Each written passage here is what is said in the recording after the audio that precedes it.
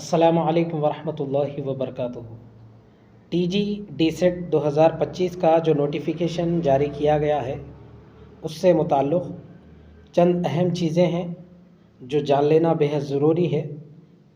इस वीडियो में full details हम जानने की कोशिश करेंगे। उसके अलावा एग्ज़ाम पैटर्न और सिलेबस, उसके साथ साथ आप किस तरीक़े से अपनी तैयारी करें जिसकी वजह से आप एक बेहतर रैंक लाने में कामयाब हो सकते हैं। तो चलिए सबसे पहले हम बिना वक्त ज़ाय किए हुए चंद जो अहम डेट जो बतलाई गई हैं टीजी डीसेट में, तो उसके बारे में हम जानने की कोशिश करेंगे। जैसा कि आप यहाँ पर स्क्रीन पर देख रहे होंगे, यहाँ पर आप देख सकते हैं कि इसका जो नोटिफिकेशन है यानी टीजी डीसेट का 21 तारीख़ के दिन जारी किया गया, यानी पिछले महीने की। ऑनलाइन एप्लीकेशन फॉर्म दाखिल करना यानी पिछले महीने से ही शुरू हो चुका है। ये सिलसिला 5वें महीने तक 15 तारीख़ तक रहेगा। उसके अलावा अगर आपने फॉर्म दाखिल करते वक्त कुछ गलती की होगी या फिर अगर आपसे गलती हो गई हो तो देखें, यहाँ पर एडिट ऑप्शन आपको एक दिन के लिए दिया जाएगा। आप यहाँ पर एडिट ऑप्शन का फ़ायदा उठाकर जो गलती की हैं उसको दुरुस्त कर सकते हैं। उसके अलावा हॉल टिकट इशू की अगर बात करें तो 20 तारीख़ एग्ज़ाम सीबीटी मोड रहेगा, यानी कंप्यूटर बेस्ड टेस्ट रहेगा 25 तारीख़ के दिन। अगर इनिशियल की जब जारी की जाए तब इनिशियल की में अगर कुछ मिस्टेक आपको नज़र आती हैं, वैसा तो अमूमन गलतियां नहीं होती, अगर गलती हो जाए तो आप इनिशियल की को ऑब्जेक्शंस कर सकते हैं, चैलेंज कर सकते हैं। अनाउंसमेंट रिज़ल्ट की अगर बात करें तो 5 तारीख़ 6 महीना 2025। सर्टिफिकेट वेरिफिकेशन 7 तारीख़ से लेकर 11 तारीख़ यानी 6 महीने में। वेब ऑप्शन की अगर बात करें तो यह 13 तारीख़ से लेकर 16 तारीख़ तक, यानी सीट अलॉटमेंट की अगर बात करें तो 20 तारीख़। पेमेंट ऑफ ट्यूशन फ़ी के बारे में अगर बात करें तो 21 से 24 तारीख़। और आप फर्स्ट डे ऑफ इंस्ट्रक्शंस के बारे में बात करें तो 1 तारीख़ 7वां महीना 2025। आपको ये बात भी जान लेना ज़रूरी है कि टीजी डीसेट का जो नोटिफिकेशन है अगर देखा जाए तो वो जून में आता है, लेकिन इस मरतबा बहुत जल्दी दिया गया है। अगर एप्लीकेशन फॉर्म दाखिल करते वक्त आपको किसी भी किस्म की अगर परेशानी हो रही है तो यहाँ पर जो हेल्पलाइन नंबर दिया गया है आप इस पर कॉल कर सकते हैं, या मेल के ज़रिए भी आप अपनी परेशानी की शिकायत दर्ज करवा सकते हैं। तो चलिए अब हम थोड़ा सा आगे बढ़ते हैं। यहाँ पर देखें, सबसे पहले देख लीजिए यहाँ पर एग्ज़ाम पैटर्न, क्योंकि एग्ज़ाम पैटर्न किस तरीक़े का है अगर हमें इस बात का इल्म नहीं है तो यकीन जानिए कि हमारी जो तैयारी रहेगी उतनी ख़ास नहीं रह पाएगी। तो सबसे पहले ये जान लेना बेहद ज़रूरी है कि एग्ज़ाम पैटर्न किस तरीक़े का होता है। तो सबसे पहले देखें, इसमें 3 हिस्से होते हैं, पार्ट 1, पार्ट 2, पार्ट 3। पार्ट 1 की अगर बात करें तो general knowledge and teaching aptitude से 10 सवालात आपको पूछे जाएंगे, यानी जनरल नॉलेज से 5 सवालात रहेंगे। टीचिंग एप्टीट्यूड यानी तदरीसी रुझान से 5 सवालात। जुमला अगर देखें तो इससे पार्ट 1 से 10 मार्क्स आपको मिलेंगे, यानी अगर आप जो सवालात दिए जाएं उसका सही आंसर देते हैं तो आपको आसानी के साथ 10 मार्क्स मिलेंगे। उसके अलावा हम थोड़ा सा आगे की जानिब बढ़ते हैं। पार्ट 2 आपके लिए काफ़ी अहम रहेगा। उसकी एक वजह है, वजह यह है कि पार्ट 2 अगर यहाँ पर देखें तो पार्ट 2 से जुमला 30 मार्क्स देखने को मिलेंगे, यानी आप हासिल कर सकते हैं पार्ट 2 से जनरल इंग्लिश और जनरल उर्दू से।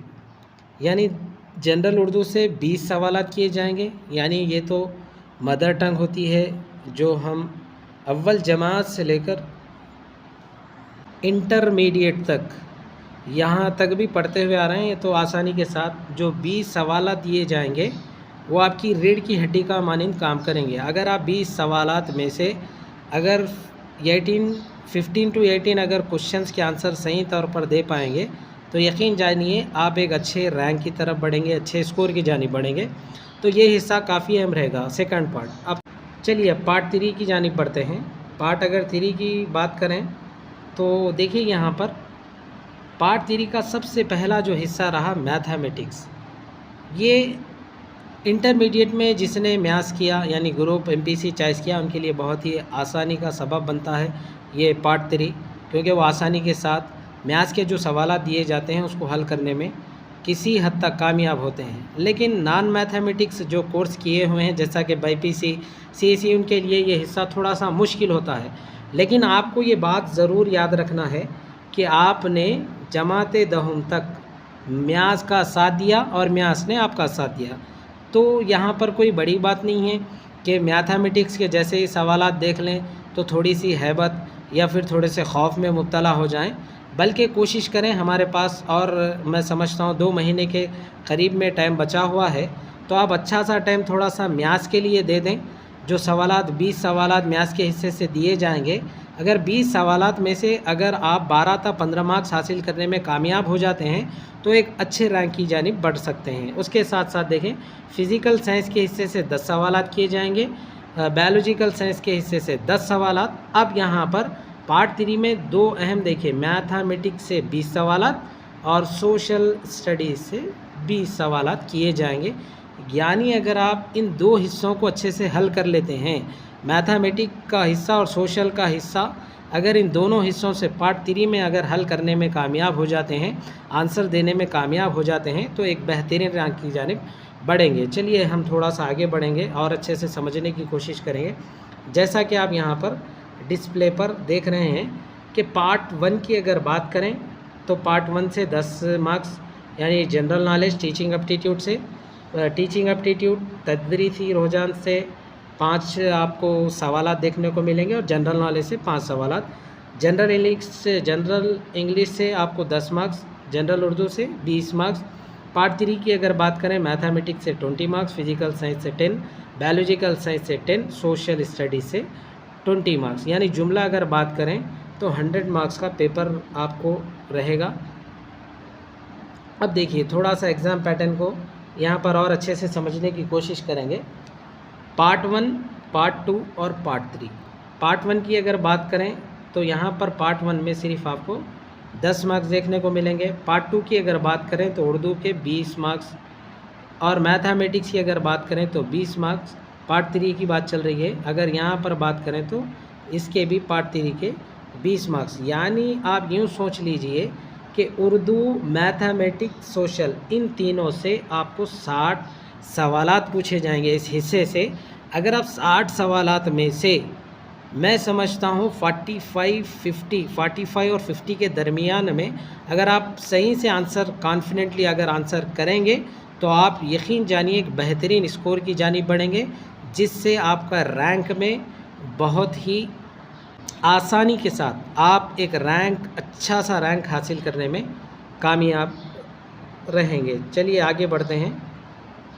अब यहाँ पर देखिए वही तरीक़ा बतलाया गया है कि सोशल स्टडीज़, उर्दू और मैथमेटिक्स, ये 3 आपको एक अच्छा रैंक हासिल करने के लिए बहुत ही कारामद मददगार साबित रहेंगे। तो यहाँ पर भी और थोड़ा सा समझने की कोशिश करेंगे। जनरल नॉलेज टीचिंग एप्टीट्यूड से 10 सवालात यहाँ पर आप देख सकते हैं, इसको थोड़ा सा समझने की कोशिश करें। जनरल इंग्लिश से 10 सवालात, बायोलॉजिकल साइंस 10, फिज़िकल साइंस 10, यानी जुमला यहाँ पर 40 सवालात किए जाएंगे, 40 मार्क्स आपको मिलेंगे। मैथमेटिक्स के हिस्से की अगर बात करें, सोशल की बात करें, उर्दू की अगर बात करें तो जुमला 60 सवालात। यानी इसको यूँ समझिए पार्ट ए, ये रहा पार्ट बी। तो पार्ट ए यानी मैथमेटिक्स, सोशल और उर्दू, इन तीनों हिस्से से अगर आप अच्छे से कोशिश करें पढ़ने की, अच्छे से मैथ्स के सवालात जो दिए जाएं उसको हल करने की कोशिश करें, और सोशल में जो भी सवालात दिए जाएं उसको हल करने की कोशिश करेंगे।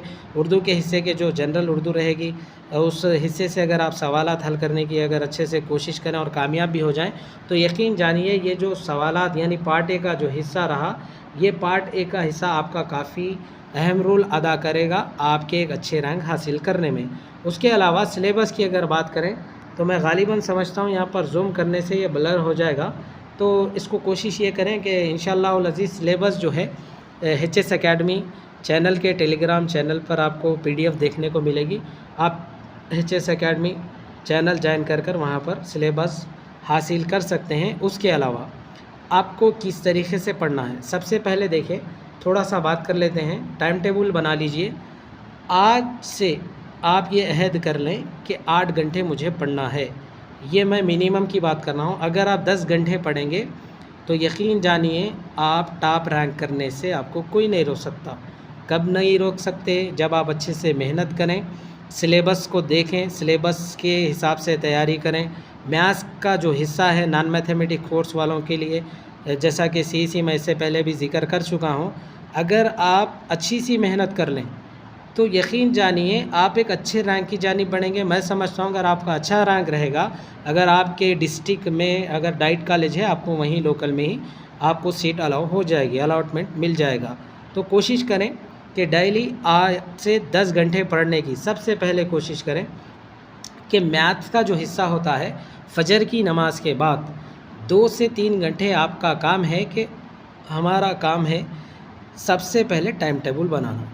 अब टाइम टेबल कैसा रहेगा थोड़ा सा देख लीजिए।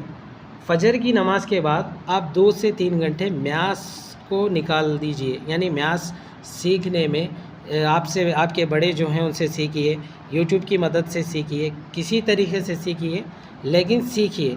अगर आप मैथ्स सीखने में कामयाब हो जाते हैं, यानी जो सवालात किस तरीके से दिए जाएंगे वो तमाम तफसीलात मैं आपको टेलीग्राम चैनल पे किस तरीके के सवालात दिए जाते हैं वो भी बतलाने की कोशिश करूँगा।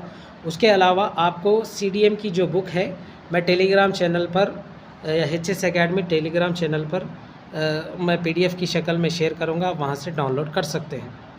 तो अब देखिए 2 से 3 घंटे अगर आप मैथ्स पर मेहनत करेंगे, उसके बाद जो और काफ़ी सारे हमारे पास घंटे बचे हुए हैं, यानी 10 घंटे में से 3 घंटे मैथ्स के लिए निकाल दीजिए।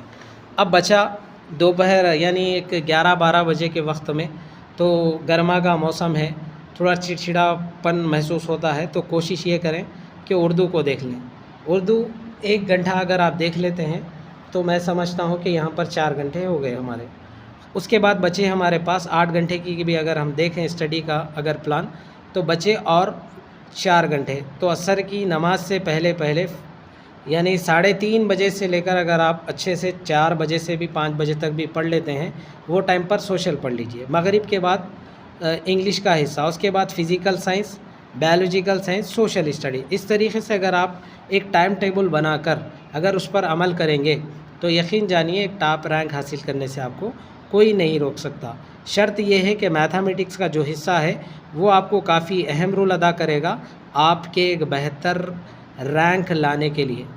यानी कंक्लूजन यही है कि सोशल का जो हिस्सा होता है, मैथमेटिक्स का जो हिस्सा है और उर्दू का जो हिस्सा है, ये आपका टॉप रैंक लाने में बहुत अहम रोल अदा करेगा, यानी 3 हिस्से। तो सबसे पहले आप एक काम करें, टेलीग्राम चैनल ज्वाइन कर लें। यहाँ पर आपको देखिए ये जो निसाब दिया गया है यानी सिलेबस के मुताबिक अगर आप पढ़ेंगे तो आप बासानी के साथ कामयाबी हासिल कर सकेंगे और एक अच्छा रैंक भी हासिल कर सकेंगे। अगर आपको कुछ डाउट रहेगा तो टेलीग्राम चैनल पर वहाँ पर सवालात भी पूछ सकते हैं। तो चलिए इंशाअल्लाहुल अज़ीज़ फिर अगली वीडियो में हमारी मुलाकात होगी। अस्सलामु अलैकुम वरहमतुल्लाहि वबरकातुहू।